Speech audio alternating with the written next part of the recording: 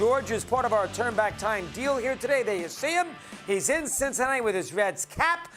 Listen, won the National League RBI title 3 years in a row in the mid-'70s. This was an unbelievable power hitter on that great Reds machine, a big Red machine, and he says hello. George, welcome. How are you today, pal? Okay? Yes, I'm glad to be on the show. Thanks for asking me to be on.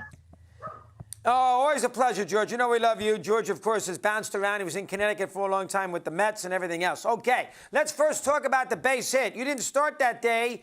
A lot of hoopla with Henry's home run there in that first inning. You get up there, 2 out, nobody on, bottom of the ninth against Negro, and get a base hit. Let me hear your thoughts. Go ahead.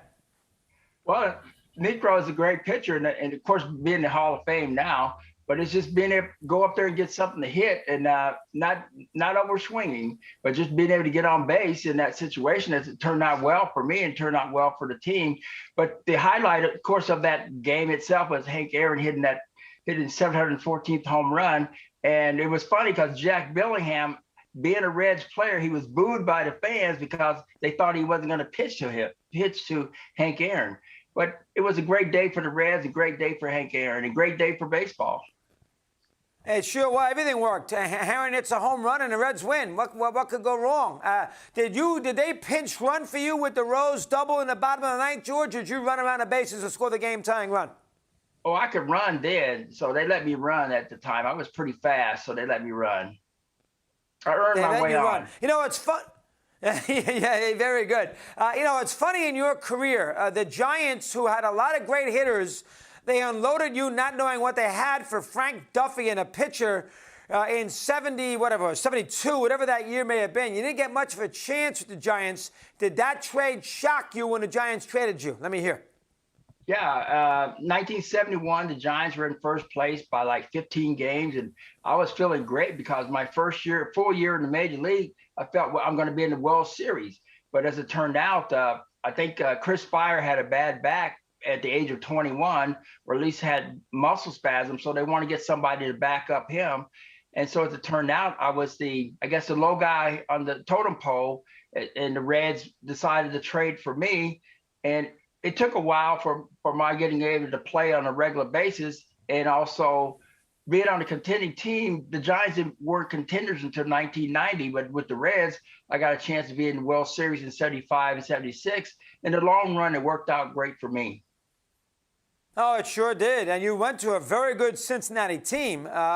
So playing time was going to be a little tricky. And then all of a sudden you blossomed, you know, really in 74, but big time in 75, and then 76, away we go. How come, George? What just playing time? What made you the power hitter that you became there in the mid-70s with that team? Well, playing time was important, but under the tutelage of Ted Kozlowski, who's a power hitter himself, and then working with guys in the Dominican Republic, I played a lot of winter baseball, which had helped me, but I patterned my swing after Tony Perez. I talked to him a lot about hitting, especially with 2 strikes, because he's one of the best clutch hitters in the game. But getting that playing time, getting instruction from a Ted Kozlowski, getting a chance to play in Dominican Republic, and just getting that confidence and learning, building a swing similar to Tony Perez. And I just, like I said, I felt he was the best clutch hitter in the game. So it took off from there. How about 76? George Foster down memory lane, great Red left fielder. He made that great throw to get Doyle at the plate to prolong that classic in Game 6. Fisk, of course, won it a little later on. Down the left field line, you caught the ball against the rail, made that great throw to the plate, George. Now, that was a wonderful World Series, and, of course, the Reds did win that 7th game. Heck of a defensive play. Give me some thoughts on that. Go ahead. Well, in 75, the throw was made, but it started in Dominican Republic. I'm playing right field, bases loaded, 1 out. A ball was hit, it was foul. I could have caught the ball, but I'm going away from the plate. So I let it drop. So as it turned out, the next pitch, the guy threw a ground ball and got a double play. But since I'm going towards home plate and towards the target, I felt I had a great chance to make the catch and make the throw. But the more I had seen that throw, it just within inches of hitting him on the shoulder or his helmet, but it was one hop bounce to Johnny Bench. I don't think any other catcher in the game would have been able to make that play like Johnny. And it all turned out great because you have a McEnany pitching, but you had Fred Lynn, who became the MVP in that particular year. So I didn't want him to swing the bat again.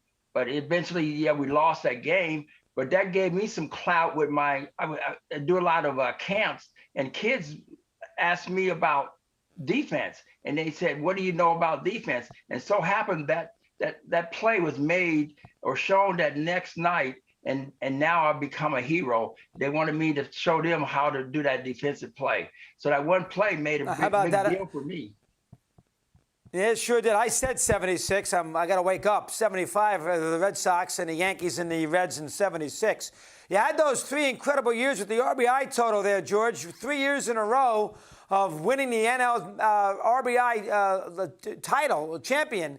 That is, that's very rarely. I don't know who's done it. I got to go look that up. That is an incredible accomplishment. I think you were the first guy to do it in the NL when you did it there in the 70s. Thoughts on 75, 6, and 7? Thoughts on that for a sec. Let me hear. Go ahead.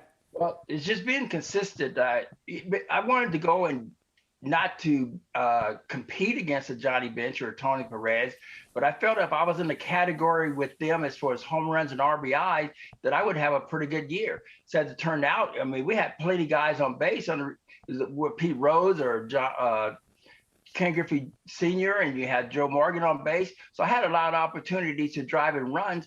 But my brother always said, RBIs need to say win the game. And I always, when I'm up to the plate with men in scoring position, I'm ready to be aggressive and get pitches that I can drive out of the ballpark or in clutch situations, just getting a hit.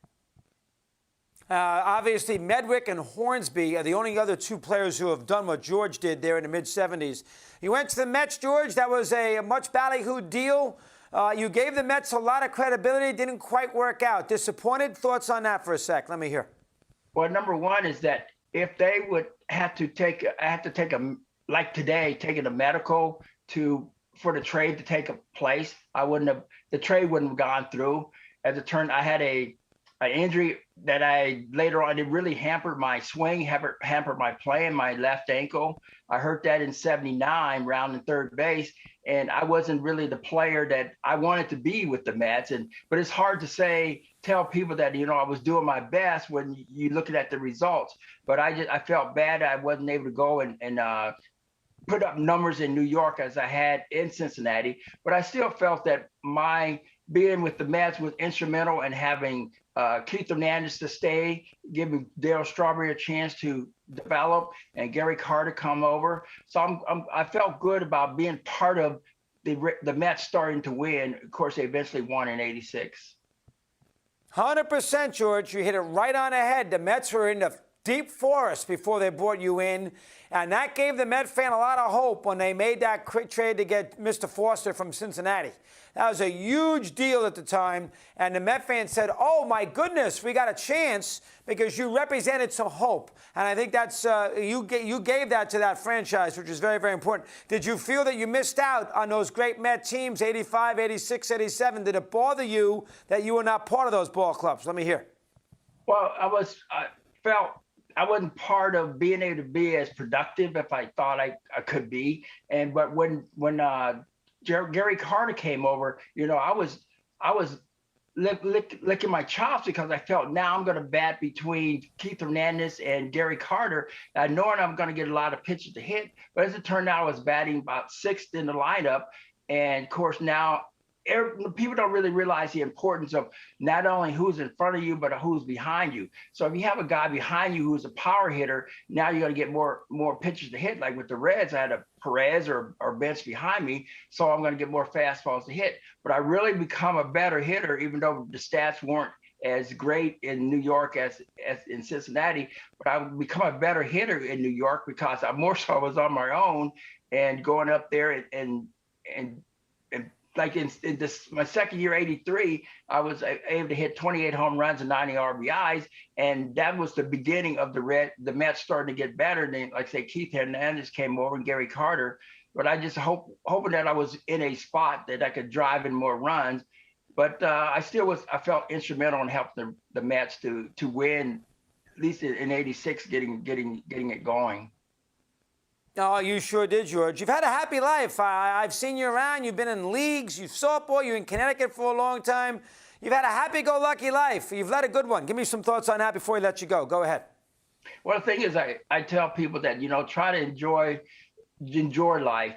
There's a lot of opportunities you can go out there and feel bad about things that didn't go well in your life, but being able to go out there and enjoy yourself and put a smile on your face and do the things that you can do to help, not only help you to become a better person, but help others to become a better person.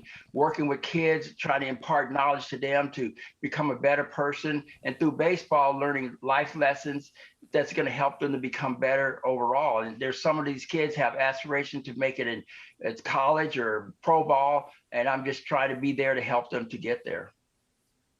Good job, George. Well done. Great years there at the 70s with the Reds, and you were really part of the resurgence of that Mets team in the mid-80s. Great to talk to you again. Keep up the good work. Appreciate a few minutes today. Well, thank you. Take care.